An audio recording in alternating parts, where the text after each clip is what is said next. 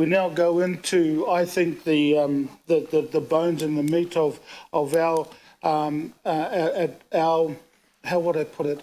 I think I would put it as in our connectiveness with our community through our advisory panels. This is so important to the Councillors, Independent Māori Statutory Board, that we have our advisory panels. So, Councillor Casey, if you want to move this particular item, and then I'll get Councillor, the Deputy Mayor, to second. And just to put it on the table, welcome Councillor Henderson. I'm going to get Councillor Casey to open up. Firstly, she is the overlord for the advisory panels.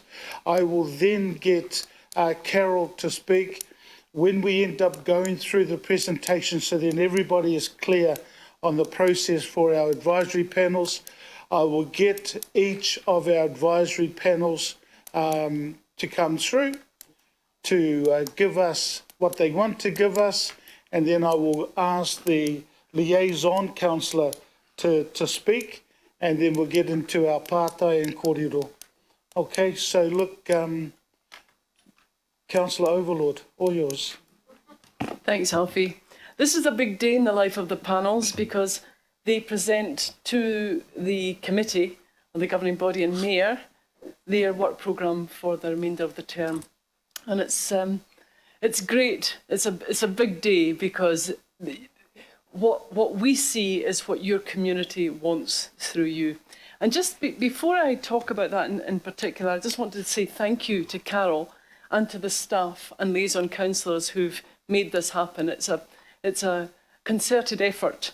The panels have worked really, really hard. You've already heard from them on the recovery budget.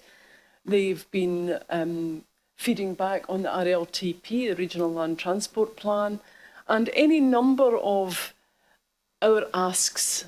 We ask a lot of the panels, and it's that I want to address first off, because in recent weeks and months, I've heard councillors ask that the panels work with local boards.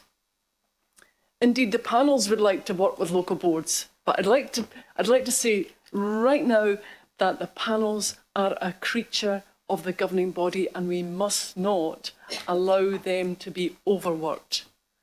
We are providing more than enough work for them. They also have their work plan, which they are sharing today with us. In other words, how can their communities find a voice? What can we do that will further promote the visibility of those communities? So it was just to say that it's no slight on the local boards. You know, you would love our panels. They would love to work with you, but actually, no, it's not going to happen this time around. So I'll take full responsibility for that. I think the panels have done an amazing job to date. I'm looking forward to you sharing your work programmes with us today. And over to you, Alfie. Kia ora, Councillor. And so Carol, I'm going to hand it to you to introduce the team to your right. Kia ora. Kia ora, tēnā koutou katoa. Thank you for the opportunity to provide an update on what the panels have been doing since their inaugural meeting in August last year.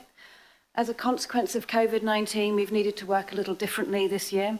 Like many of the council committees, we've used technology more with some online meetings and webinars to complement the face-to-face activities. We've established 3 cross-panel working groups to help us have more in-depth conversations about key areas of common interest. These have been on climate change, elections and thriving communities. The co-chairs have also valued the opportunity to be able to engage with the Mayor, with governing body members and the executive leadership team at various points over the last 8 months. Over the last few months, the panels have carried out elections to select their co-chairs for the remainder of the term, while the Mayor identified interim co-chairs at the start of the term to give them a chance to get to know each other. We felt it was important that the panels were able to confirm or select their own. You'll meet those co-chairs today.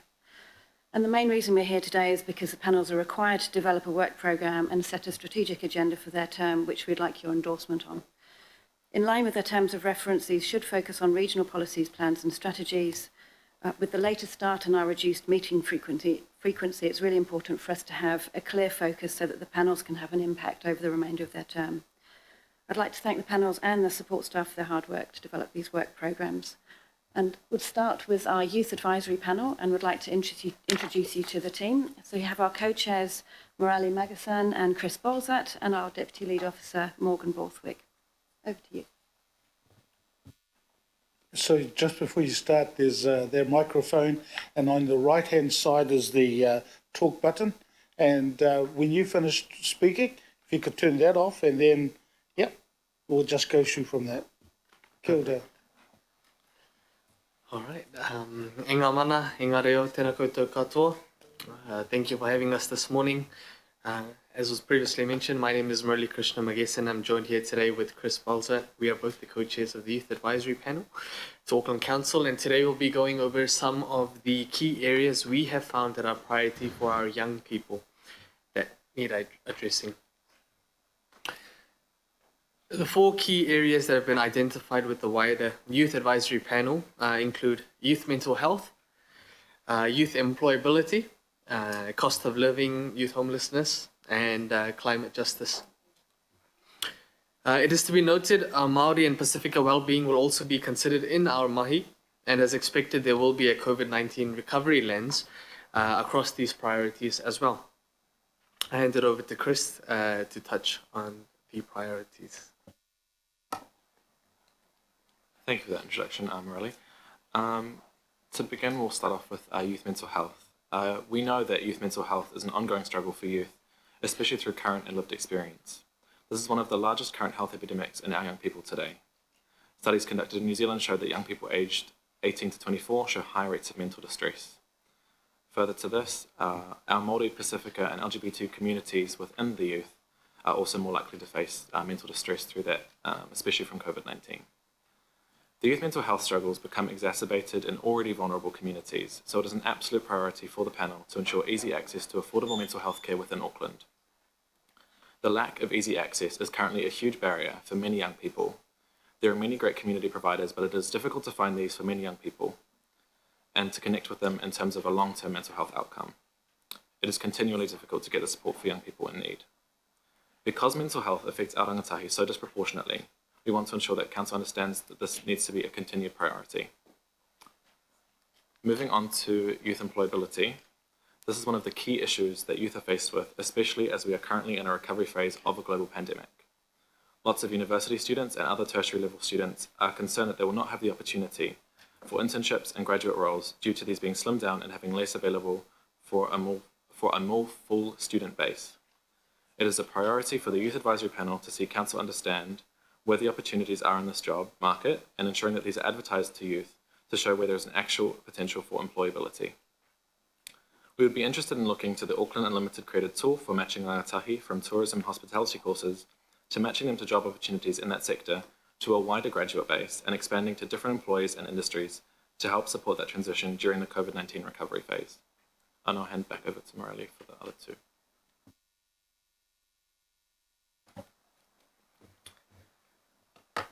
So, cost of living and youth homelessness. This continues to be a prevalent issue within Auckland, with rangatahi under the age of 18 not being able to receive the required or relevant help from some community-based organisations. We want to ensure this becomes a higher priority for teams within Auckland Council to develop better ways and strategies to ensure our young people and young families don't end up not having a home to go to.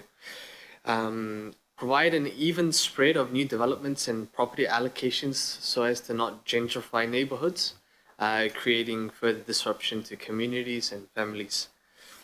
It is important to us and youth networks that the transport remains at its current pricing or becomes better, and it's not only accessible but also reliable to our young people living in our city to reduce our need for cars.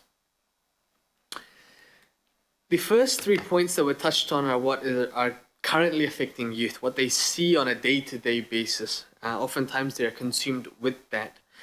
But it was observed that young people who took responsibility for their communities, their neighborhoods or their organizations, basically our young leaders, their vision looked longer term. And as far as observations have shown, they all put importance not just on climate change, but on climate justice. Whether we like it or not, our young people of today are the ones who will be living in that future. And if we do not prepare and attend to it now, we will be setting ourselves up for hardship and challenges that could have been completely avoidable. The 2020 to 2022 Auckland Youth Council Advisory Panel would like to emphasize the importance of pushing boundaries on climate action in Tamaki Makaurau and ensuring this action has a deeper meaning within Auckland Council, particularly to have positive change on our more vulnerable communities. Climate justice is important to our panel as it ensures that our most vulnerable communities are being prioritized and the positive impact to governance and engagement with affected communities occurs. We hope to see that Council truly engages with community organizations to create and enact this change in the climate sector to ultimately future-proof our city to those most affected.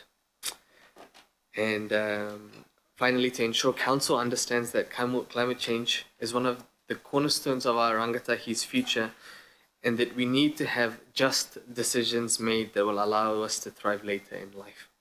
I'll hand it back over to Chris.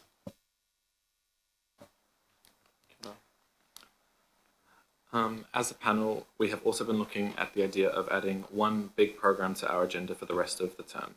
We would like this project to connect with at least one of our priority areas. Some ideas for how we can achieve this is through a potential event/forum, a digital event, or an engagement activity. We are still yet to finalise what this will look like and what priority area this will focus on, but this will be addressed at our next workshop. To conclude, we not only want to reflect on our 3 key priority areas of what our youth need, but also on the one that what our youth will need in the future. It is important to us that we will try start enacting change within these priority areas and hope to change some conversations within Council so that we will see these changes, if not in our term, in our futures. I would like to leave you with a final sentiment. Council needs to ensure that policy surrounding youth is forward-thinking, youth continue to grow older and will become part of the rest of the population. If our issues are being addressed when our people are youth, these will hopefully not follow them into their adult life, creating a more livable city and ensuring that all of its citizens are thriving.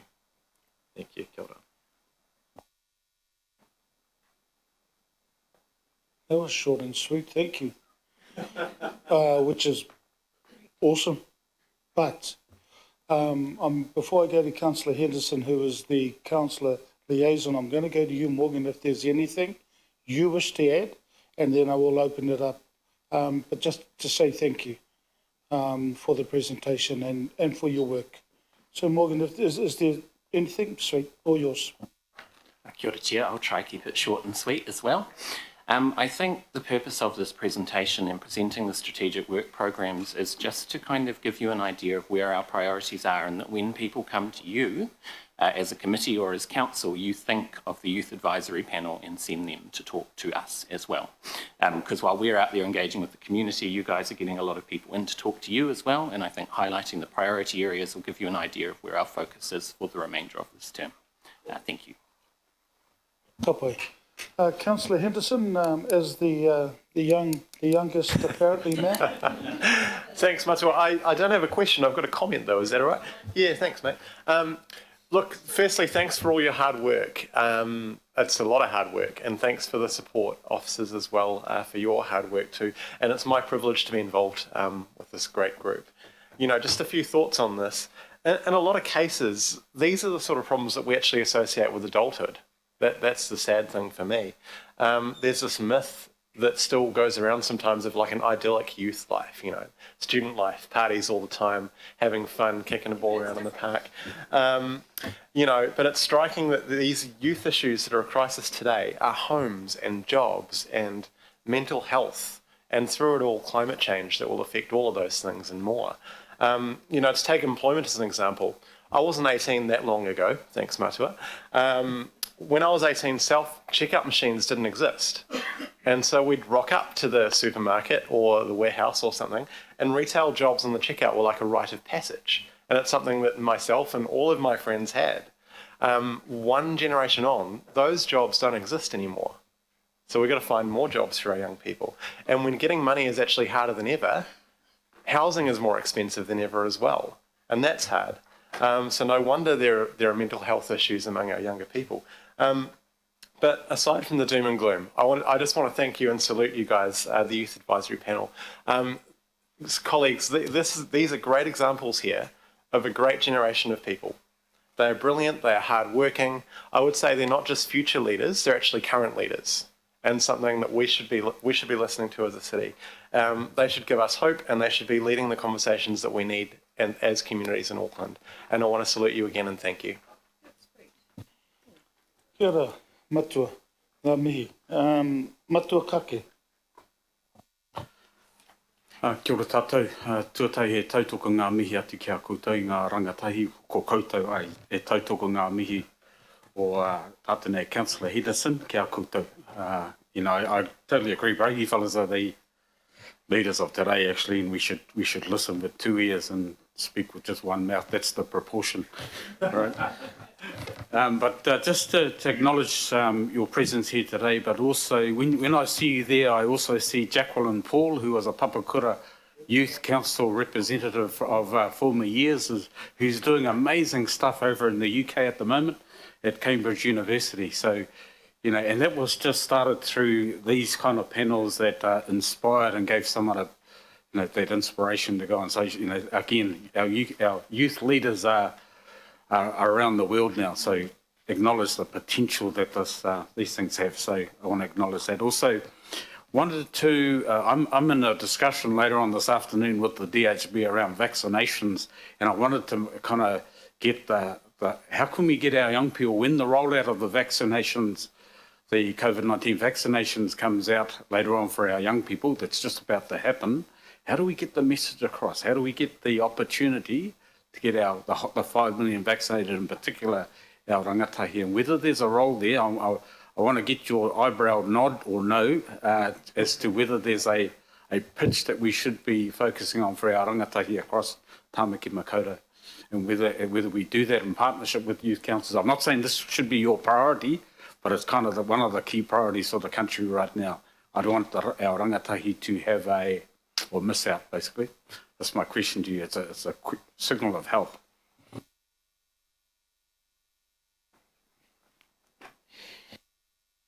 The first thing that comes to my mind is where are they located? Most are in schools or tertiary education, and all of those ones are sort of covered. Where the other youth who might fall through the cracks or not easily accessible, it's where are they connecting? Oftentimes social media, in their social groups and all of that.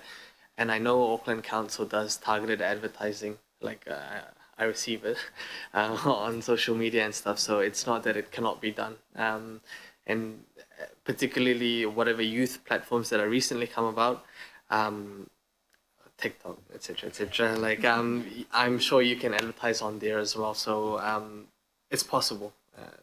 Supplementary question.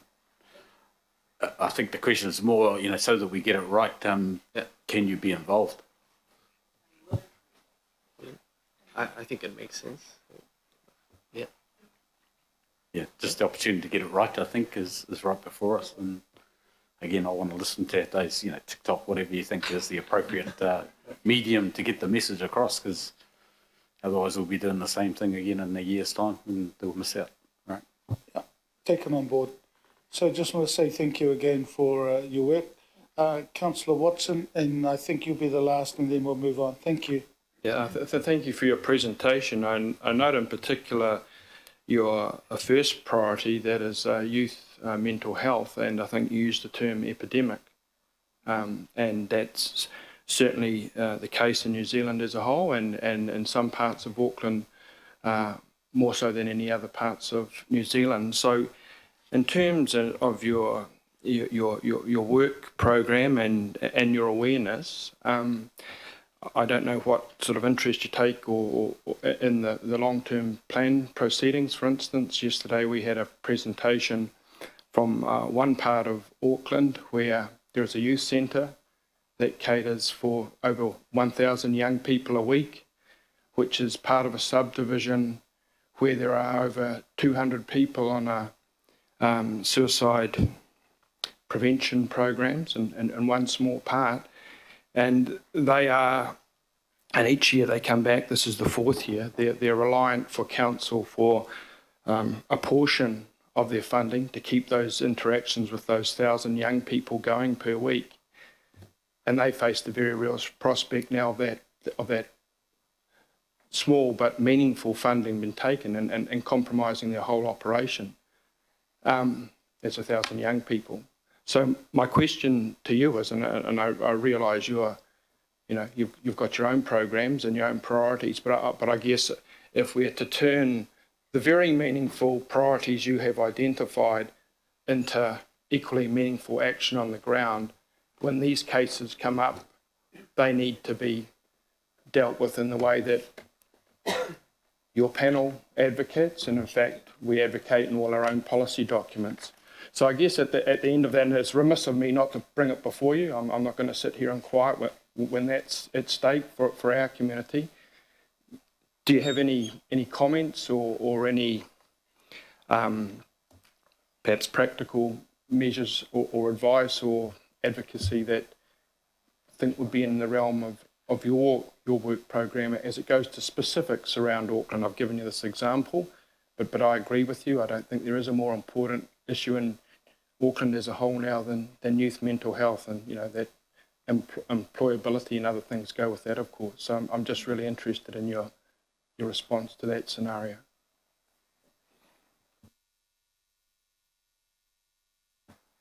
Just first of all, I find that quite moving that there's 1,000 young people that now potentially face not having the support that they need to potentially even survive. So that's quite moving. I think in terms of our sort of work around this priority for us, we've got a meeting coming up in June, which is an open meeting where we'll be engaging with organisations around Auckland, from around Auckland, to see what we can offer, to see what we can do in terms of creating potentially a synergy between council and us, or creating those relationships in the community to hopefully stop those kind of situations from occurring again. Okay, thanks a lot. Yep. Sorry, Just quickly add to that, just to give you some context, that discussion around the specific youth centre, that is a discussion that we will have around this table. So look at, and I know you may not know the specifics, but that discussion will be taken. So look, I'll take your last comment and then we'll move to our next youth advisory panel. Kia ora. Just what I wanted to touch on is, just as Chris said, oftentimes the support that's required and the people who are ready to support that they are there, but the connection between the two is where it's missing. And when we have these kind of open meetings where we can find who has that support, the people who are looking for that support, and they're able to make those connections, I think that is where I think we are able to help solve a lot of those issues. And Mr. Chair, I would just say from the quality of response from our youth people, I'm heartened by that, and I hope we listen to them. Thank you. So thank you again, Morgan, to you as well, and with your leadership with our young leaders. So ngā mihi kia koutou katoa. Thank you. We're now moving, and in a lot of cultures, and I know with Pacific and Māori, you never grow old. So our next youth advisory panel to give their presentation is the seniors to come through. So no mai, haere mai.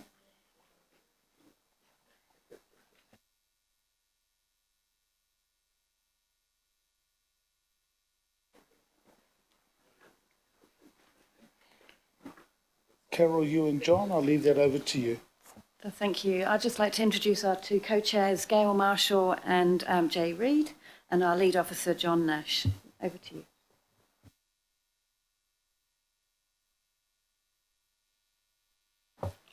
Morena, I'm Jay Reid, and next to me is Gail Marshall. We're the co-chairs of the Seniors Advisory Panel, and Gail and I will share this presentation today.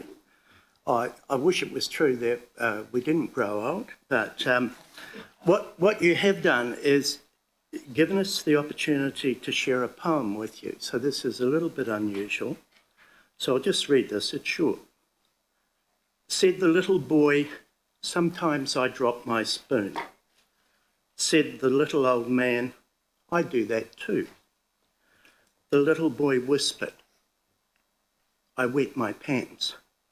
"I do too," laughed the old man. Said the little boy, "I often cry." The old man nodded. "So do I. But worst of all," said the boy, "it seems grown-ups don't pay attention to me." And he felt the warmth of a wrinkled old hand. "I know what you mean," said the little old man. So the young and the old have much in common. We're both one of the most marginalised groups in society, and we're also those sectors that are most profited from. Aged care and private preschools are some of the most profitable industries in this country. Yet, while the young are visible, the elderly are not. And it's this plea for visibility we especially bring to you today. We want not just to be visible in terms of council's policies and plans, its workforce and its public spaces, but remember that a third of us are still in the workforce, and we all seek to positively contribute our experience, our knowledge, our expertise. The strategic plan that we share with you today reflects our need not just to be visible in Auckland, but to be part of its decision-making, to contribute, and to act as guardians or kaitiaki for future generations. And this weighs more on us than other generations. Our strategic plan is based on an age-friendly Auckland and is linked with our quest for World Health Organisation age-friendly city status for Auckland, a quest that was launched by the previous Seniors Advisory Panel and that we continue to promote. We'll talk briefly about each of the 6 domains that we've outlined in our strategic plan. The first one is participation. We see access to and familiarisation with technology as a critical means of interaction and contribution for older Aucklanders. Some of us are restricted in movement outside our homes, so use of technologies of various sorts is critical. Yet, of all groups, we are the least able when it comes to technology, and so our learning needs are vital. We can see, for example, an app to be developed that would provide information that meets seniors' needs for the Auckland area. And yet, we also emphasise our attachment to place. So our local communities and their amenities play an important role in our lives. We are anchored locally. While we absolutely endorse the work Auckland Libraries does, we would like to see an expanded role for libraries as community hubs, especially at a time when deferred maintenance of local council facilities may mean that some communities will lose their existing local hub. Accessibility. Well, accessibility is not just for the disabled. As we age, our needs change.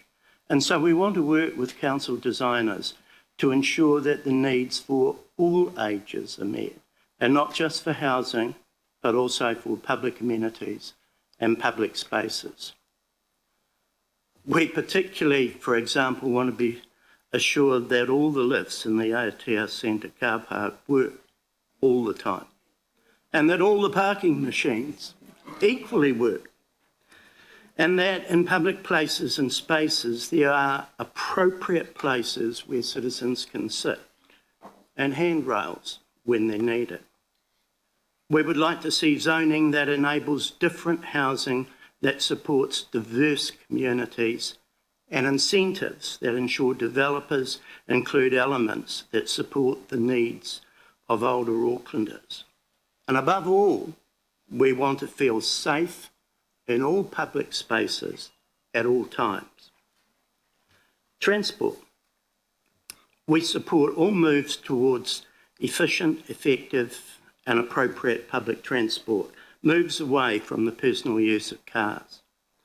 But because more than other groups, we may have to rely on private cars, that public transport must really be fit for purpose for us to use it regularly.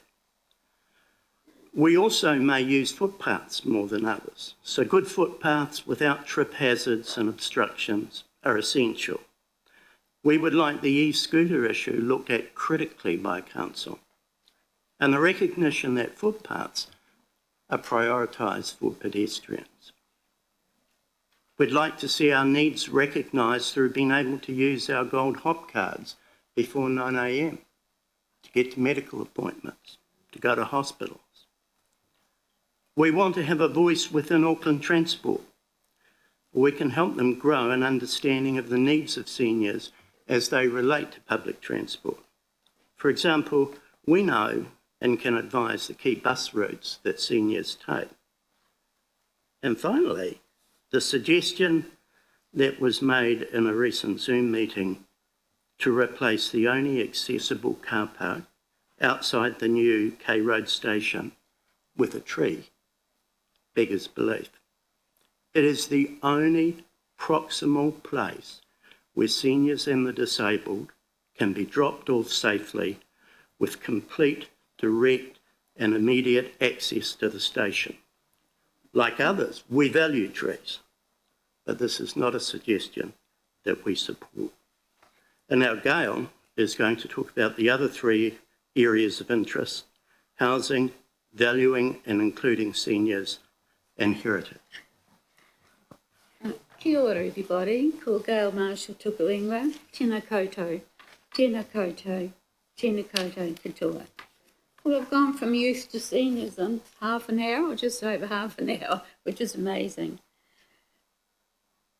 I'm going to use probably for me words that I hear out in the community that are talked about when you're talking about seniors.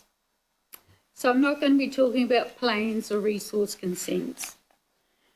So if we look at housing, and most of the words we hear bandied around from the elderly for housing is safe, warm, secure, accessible, affordable, rent to buy, pensioner units, community, Wi-Fi, neighbourhoods, family choices, and all of this fit to purpose. Seniors are a good source of information as to what works and what is dysfunctional as to their needs. We support Auckland Council and recognise the escalating demand in the future and the pressure such as legislative requirements and affordability and how that could be a barrier to producing the housing needed. Valuing and including seniors. Well, what age does denote a senior? Is it the person who plays bowls? The person who plays Monopoly? I think not. But every day is a challenge for a senior.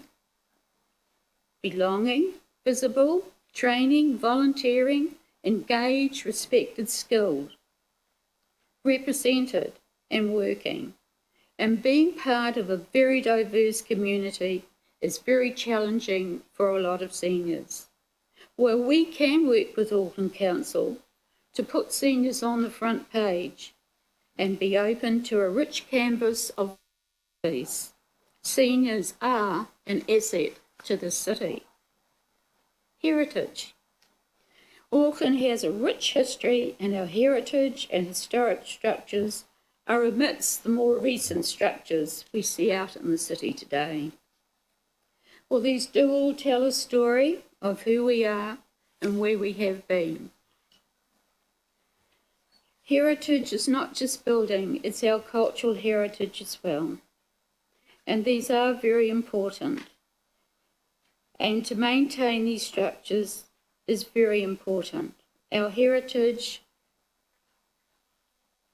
when I think of if I was visiting Auckland, the first thing I would be looking at was the differences in our structures, but I would be looking for the older buildings first because it does tell our story.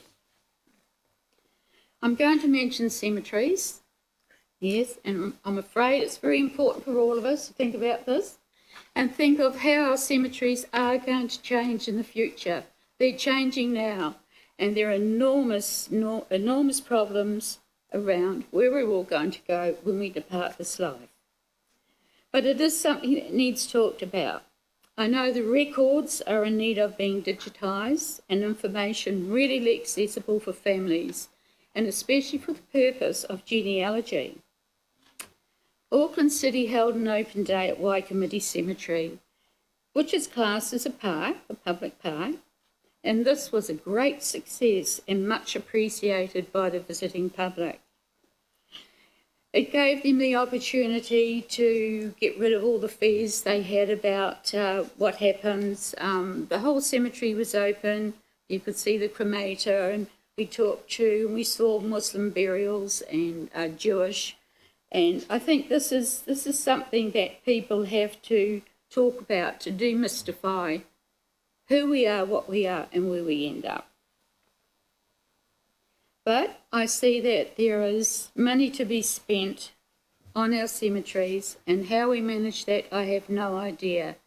I do know with our heritage cemeteries, the restoration that's needed is immense, and it is quite an expense. I personally have been involved in restoring headstones at Waikumete, and I can tell you, you're lucky to get out under $5,000. It's a large amount of money, but very necessary. And why cemeteries? Well, seniors need access to information. I see this information could be held at libraries and CABs. It is quite an effort for a senior, especially somebody living on their own who have no family, no friends, to go to a funeral home or to a cemetery for the information they need. And I see a library would be a place that the seniors would go for this sort of information. So seniors do have a value, and we should not be defined by our age or how we look. We should rather be celebrated for the views and the input we can give. But the question is, not what can you do for the seniors, it's what can we do for you. Thank you.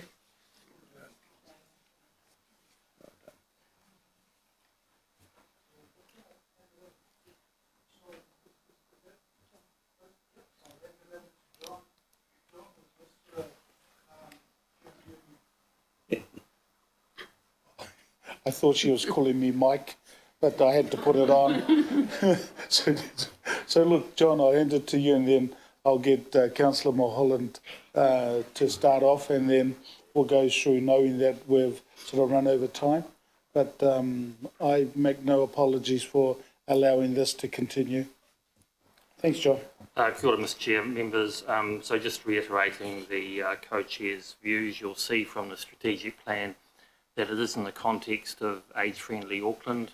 We've got about 40 actions here, which might seem a lot, but they are all specific, doable things. So really that's bringing the attention to the organisation of the key things of concern and interest to the panel.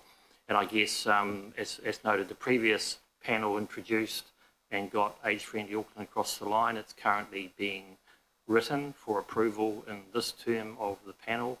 And the key really is implementation. So I guess it's a plea, Mr Chair, from the panel for that process to continue, and at the end result, really the rubber hits the road in terms of implementation, resources, and the role that the panel you've heard today can play in that. So, kia ora. Thank you, John, and also thank you for your work with the panel. Councillor Mulholland. Kia ora, thank you, Chair. May I just take a moment to acknowledge Jay, Gail as co-chairs. I think that's a sound decision that was made, and also the other members of the Seniors Advisory Panel. My experience has been that you work well together, that you do have years of experience and skills and knowledge. And, you know, Gail, we did work together in the past, so I acknowledge that you have had a significant role in understanding how councils operate and work, and you've been involved in the political sector. So just so that we're clear, that I have had a working relationship with Gail in the past for transparency. So thank you to you both. Just with regards to the feedback I have heard from the seniors to date, it is, Chair, with regards to the actual implementation of the age-friendly Auckland. I do think that there is an opportunity for, for this to be wrapped and progressed. 6 main areas of work are sound and logic and reasonable. Jay, you share a wonderful poem, and I've heard one of your other poems before, so thank you for those wise words in the poem. You do work very well together, and I want to also thank, it's been really neat to see, and seniors, and I want to thank the Mayor for the opportunity alongside Councillor Casey to be involved, and I did say seniors because I have a particular fondness for seniors, and especially in the community. So I know that you do voice the views of the wider senior community, and I think that's really critical, that voice that comes through the panel is of others. So thank you for that. Just on the note, because it is a comment, Chair, not a question, because it's not appropriate for me to, I think, pose a question at this stage. But I did attend the AGM the other day of the Friends of Wai Committee, and I do want to say I completely to tuku and agree on the principle of the digitisation of the documentation for the cemetery, the records. There's some pretty old records there that are only sitting on one piece of paper. So I fully support that as one of the actions for our community and our seniors as well. So thank you for the opportunity, and I still am learning too. It's my first time being a liaison for the panels, but thank you very much, and thank you to the whole team who worked together and the staff. Kia ora. Kia ora. Councillor Cooper to close this part, and all yours. Kia ora. Welcome, thank you. It's great to see great leadership in this space. It was just a comment about the mobility scooters, and I'm not sure, I've just asked the question that we have a training events and filming bylaw review that's coming up at the moment, and so it will be shortly, it will be adopted to go out to consultation at the end of the month, and that's where our micro-mobility scooters are going to be brought into that. So I guess would you like to feedback on that? I think it would be quite useful from your perspective, and I've just asked the question whether you're considered stakeholders, because we have a stakeholder day where you can come and talk to us about it. So thank you for the work you're doing. It's great. There's 2 more that come through, so I'll go to Councillor Simpson, ladies first, and then Councillor Henderson. I just want to thank you for your presentation. I found it very enlightening. In fact, I'm going to give you my card because I want a copy. But my question is actually to the Deputy Mayor, as Chair of the CCO panel. I think we need an answer around the Aotea car park and lift situation. It's been like that for an awful long time, and I think we deserve to hear from Auckland Transport what they're doing about it and when they're going to fix it, because it's continuously... Can we add in the Henderson lift as well to the train? That's always breaking as well. And the other question is around the access to public transport, and I think once again, could we talk to CRL about that? Just highlighting this issue. You brought up some really good things, and I just feel that you need the respect of an answer from the authorities that are actually mandated to do that. So that was my question. Thank you, Mātua. Thank you. Councillor Henderson.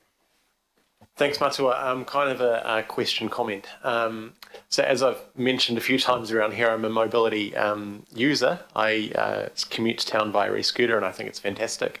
But having said that, the area does need regulation, and it needs protecting people, and especially seniors and our disabled community as well. So I think that users would really welcome that, and I would just love to have you as part of that conversation. So kind of tautakoing what Councillor Cooper has said as well. Look, again, to you both, thank you so much. To you as well, John.